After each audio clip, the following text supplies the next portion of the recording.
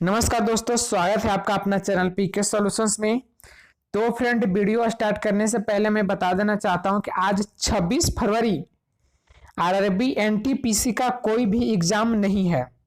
First shift में भी exam नहीं था और सेकेंड शिफ्ट में भी एग्जाम नहीं है।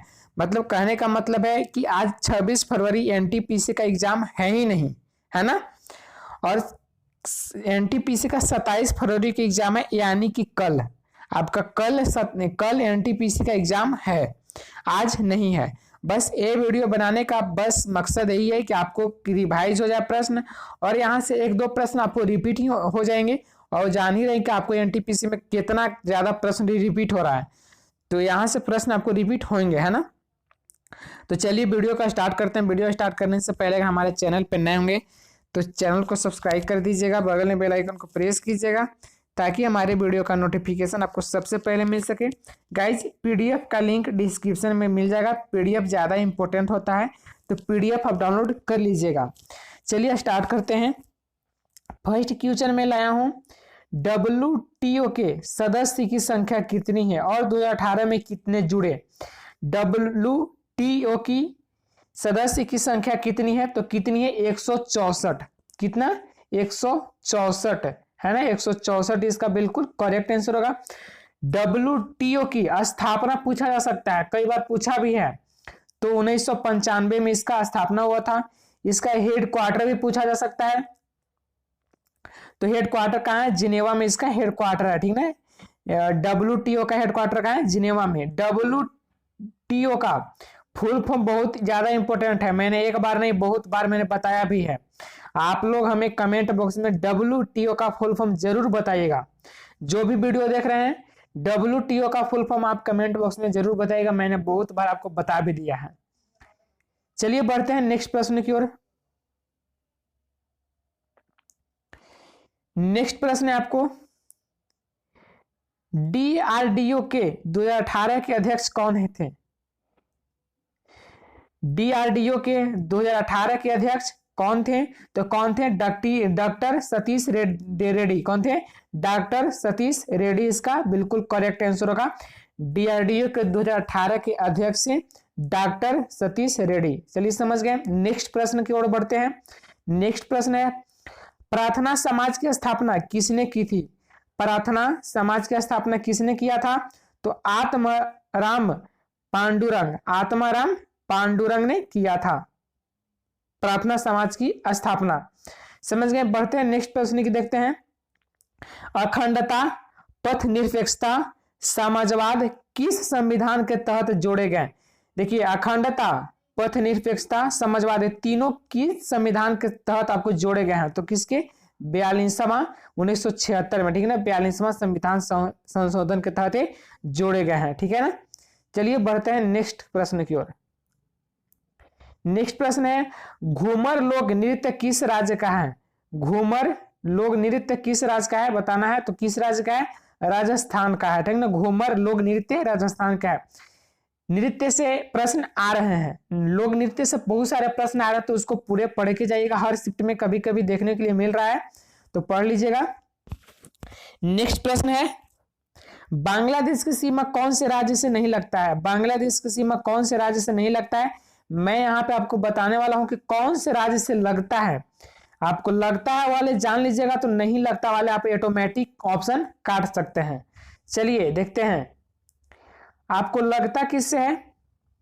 बांग्लादेश की सीमा लगने वाले राज्य त्रिपुरा, पश्चिम बंगाल, असम, मिजोरम और मेघालय, है ना।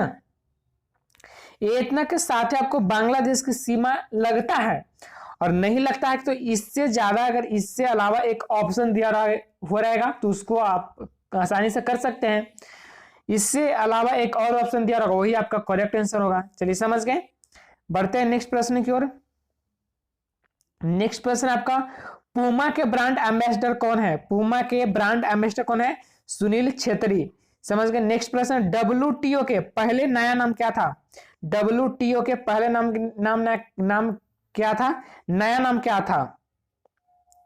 डब्ल्यूटीओ के पहले नया नाम क्या था, गैट, है ना, गैट नाम था इसका, गैट, ठीक है ना, गैट। गेट इसका बिल्कुल करेक्ट आंसर होगा। नेक्स्ट है मैन विथआउट ओमेन बुक के लेखक कौन है? मैन विथआउट ओमेन बुक के लेखक कौन है? Haruki Murakami. हारुकी मुराकामी लेखक है, ठीक है ना, हारुकी मुराकामी इसका बिल्कुल करेक्ट आंसर होगा। नेक्स्ट है LAN। LAN का फुल फॉर्म होता है local area network. Local area network, ये भी प्रश्न आपको पूछा है। LAN का फुल फॉर्म, एक प्रश्न है कंप्यूटर से। DPI। DPI का फुल फॉर्म क्या होता है? Dots for inch. Dots for inch इसका करेक्ट आंसर होगा, डेट्स फॉर इंच। नेक्स्ट देखते हैं, नेक्स्ट है स्वदेशी आंदोलन कब शुरू हुआ? स्वदेशी आंदोलन कब शुरू हुआ? 7 अगस्त 1905 को शुरू हुआ था और खत्म हुआ था 1911 ईस्वी में। आपको खत्म वाले भी याद रखना और शुरू वाले भी, तो प्रश्न आपको पूछा है जो कि मैंने आपको बता ही दे रहा हूं। 7 अगस्त 1905 में शुरू हुआ था और खत्म हुआ था 1911 में, ठीक है ना। आप ये भी प्रश्न पूछा जा सकता है कब समाप्त हुआ था, तो 1911 ईस्वी में समाप्त हुआ था। नेक्स्ट है मानव शरीर का टेम्परेचर कितना होता है? देखिए आपको डिग्री सेल्सियस में पूछेगा तो 37 डिग्री सेल्सियस, अगर फ़ारेनहाइट में पूछेगा तो 98.6 डिग्री फ़ारेनहाइट, है ना, 98.6 डिग्री फ़ारेनहाइट। समझ गए? सेल्सियस में भी बता दिया मैं और फ़ारेनहाइट में भी, दोनों आप याद कर लीजिएगा। नेक्स्ट है इसरो के 2018 के हेड कौन थे? तो के सिवान, आप जान ही रहे हैं। Sound audible range to human ear. Sound audible range to human ear कितना? 20 हर्ट्ज से 20,000 हर्ट्ज तक। समझ गए ना, इसको समझ गए। बढ़ते हैं नेक्स्ट प्रश्न की ओर। नेक्स्ट है नो नेशन फॉर वोमेन के लेखक कौन है? बुक है नो नेशन फॉर वोमेन के लेखक कौन है? तो कौन है? देखिए प्रियंका दुबे है राइटर, ठीक है ना, प्रियंका दुबे राइटर है। समझ गए। नेक्स्ट क्वेश्चन बढ़ते हैं हम लोग। नेक्स्ट प्रश्न है गाइज, नेक्स्ट प्रश्न है यूएनओ की स्थापना कब हुई थी? यूएनओ की स्थापना कब हुआ था? यह भी प्रश्न आपको पूछ दिया, मैंने बहुत बार बताया भी आपको एनालिसिस में। तो 24 अक्टूबर 1945 में इसका स्थापना हुआ था। 24 अक्टूबर, ठीक है ना, 24 अक्टूबर 1945 में इसका स्थापना हुआ था कैलिफोर्निया में। समझ गए। चलिए बढ़ते हैं नेक्स्ट प्रश्न की ओर। IMF एंड IBRD की स्थापना कब हुई थी? IMF एंड IBRD का स्थापना कब हुआ था? तो IMF एंड IBRD का स्थापना हुआ था 1944 में। आपको ज्यादा यहाँ पे इंपोर्टेंट क्या बनता है वो समझिएगा। फुल फॉर्म ज्यादा इंपोर्टेंट बनता है, जो कि याद कर लीजिएगा। IBRD का फुल फॉर्म मैंने यहाँ पे मेंशन कर दिया है, और IMF का इंटरनेशनल मॉनेटरी फंड, आपको मैंने सब कुछ दे दिया, आप इसको PDF डाउनलोड कीजिएगा तो पढ़ लीजिएगा, है ना। बढ़ते हैं नेक्स्ट प्रश्न की ओर। नेक्स्ट है बार्क का फुल फॉर्म। ये भी प्रश्न पूछा है, बार्क का फुल फॉर्म तो Bhabha atomic research centre. BARC का फुल फॉर्म क्या होगा? Bhabha atomic research centre. समझ गए। एक प्रश्न है एड्स का फुल फॉर्म, ये तो आपको साइंस में मिल जाएगा, स्पीडी वगैरह में मिल जाएगा, स्पीडी से भी प्रश्न आ रहे हैं, स्पीडी को भी पढ़िए। एड्स का full form acquired immune deficiency syndrome. Acquired immune deficiency syndrome AIDS का फुल फॉर्म होगा, ठीक है ना। समझ लीजिएगा, PDF डाउनलोड कीजिएगा, बहुत अच्छे से आप पढ़ लीजिएगा, मैं टाइम पास ज्यादा नहीं कर रहा हूं, ठीक है ना। बढ़ते हैं नेक्स्ट प्रश्न की ओर। करो या मरो का नारा किसने दिया था? करो या मरो का नारा किसने दिया था? तो महात्मा गांधी जी दिए थे। कब दिए थे? 1942 में दिए थे, ठीक है ना। महात्मा गांधी जी दिए थे और कब दिए थे? 1942 में दिए थे। समझ गए। 1942 में मुंबई में अखिल भारतीय कांग्रेस की बैठक को संबोधित करते हुए दिया था। समझ गए। नेक्स्ट प्रश्न की ओर बढ़ते हैं। नेक्स्ट प्रश्न क्या है उसको समझते हैं। नमक सत्याग्रह आंदोलन कब शुरू हुआ था? नमक सत्याग्रह आंदोलन कब शुरू हुआ था? तो महात्मा गांधी ने 12 मार्च 1930 में अहमदाबाद के पास स्थित साबरमती आश्रम में डांडी गांव तक 24 दिनों का पैदल मार्च निकाला था। डांडी मार्च, जिसे नमक मार्च, डांडी सत्याग्रह के रूप में भी जाना जाता है। 1930 में महात्मा गांधी के द्वारा अंग्रेज सरकार के नमक के ऊपर कर लगाने का कानून विरोध आंदोलन था। समझ गए ना, समझ गए। इसको बहुत अच्छे से PDF डाउनलोड कीजिएगा, आप समझ लीजिएगा, बहुत अच्छा क्वेश्चन है, इंपोर्टेंट है। बढ़ते हैं नेक्स्ट प्रश्न की ओर। नेक्स्ट प्रश्न आपको गाइस है 2017 में कौन सी योजना खत्म हुई? 2017 में कौन सी योजना खत्म हुई? तो 12वीं पंचवर्षीय योजना 21 मार्च 2017 को खत्म होने वाली थी, समझिएगा।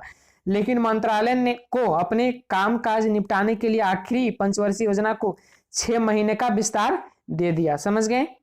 चलिए बढ़ते हैं नेक्स्ट प्रश्न की ओर। नेक्स्ट है अनुच्छेद 161 में किसका क्षमादान का अधिकार दिया गया है। अनुच्छेद 161 में किसका क्षमादान का अधिकार दिया गया है। तो देखिएगा मैं एक पॉइंट अलग से लाया हूं। भारतीय संविधान में अनुच्छेद 72 के तहत राष्ट्रपति को भारतीय संविधान में अनुच्छेद 72 के तहत राष्ट्रपति को क्षमादान का है अधिकार, और तथा 161 में क्या है, 161 में राज्यपाल का। समझ गए। 72 में राष्ट्रपति क्षमादान का और 161 में राज्यपाल का। आपको यह प्रश्न पूछा था जो कि 161 का किसका होगा, राज्यपाल। राज्यपाल यहाँ पे करेक्ट आंसर होगा, है ना। समझ गए। फिर से समझिएगा एक बार और मैं समझाता हूं, बहुत अच्छे इंपोर्टेंट क्वेश्चन है। भारतीय संविधान में 72 के तहत, समझिएगा, अनुच्छेद 72 के तहत राष्ट्रपति को तथा अनुच्छेद 161 के तहत राज्यपाल को समाधान का अधिकार दिया गया। ठीक ना, इसको समझिएगा, बहुत है इंपोर्टेंट। समाधान का अधिकार दिया गया, इंपोर्टेंट है, समझिएगा। 161 में राज्यपाल का क्षमादान और 72 में राष्ट्रपति का क्षमादान। समझ गए। बढ़ते हैं नेक्स्ट प्रश्न की ओर। 2019 में मैन ऑफ द मैच किसे चुना गया है। तो किसे चुना गया है, बेन स्टोक्स को चुना गया है। ज्यादा बहुत सिंपल है। फ्रेंच ओपन सबसे ज्यादा बार किसने जीता है। तो स्पेन का star tennis player Rafael Nadal ने सर्बिया के नोवाक जोकोविच को, समझ गए, किए नोवाक जोकोविच को। समझ गए। चलिए बढ़ते हैं नेक्स्ट प्रश्न की ओर। नेक्स्ट है एशिया का सबसे पहला कंप्यूटर कौन था। एशिया का सबसे पहला कंप्यूटर कौन था। पहला सुपर कंप्यूटर एलिऑक 4 है। ठीक ना, जिसने 1975 में काम करना आरंभ किया था। काम करना कब शुरू किया था, यह प्रश्न पूछेगा। तो 1975 में काम करना ये शुरू कर दिया था। ठीक है, 1975। और एशिया का सबसे पहला सुपर कंप्यूटर कौन है, सुपर कंप्यूटर एलिऑक 4 है। सब समझ गए। इससे ज्यादा आपको पूछेगा ही नहीं। तो चलिए फ्रेंड्स, आज मैं यहीं पे वीडियो को समाप्त करता हूं। आई होप आपको वीडियो पसंद आया होगा। पसंद आया होगा तो वीडियो को लाइक कीजिएगा। अगर हमारे चैनल पर नए होंगे तो चैनल को सब्सक्राइब कर ही दीजिएगा। मिलते हैं नेक्स्ट वीडियो में, तब तक के लिए thank you so much, bye.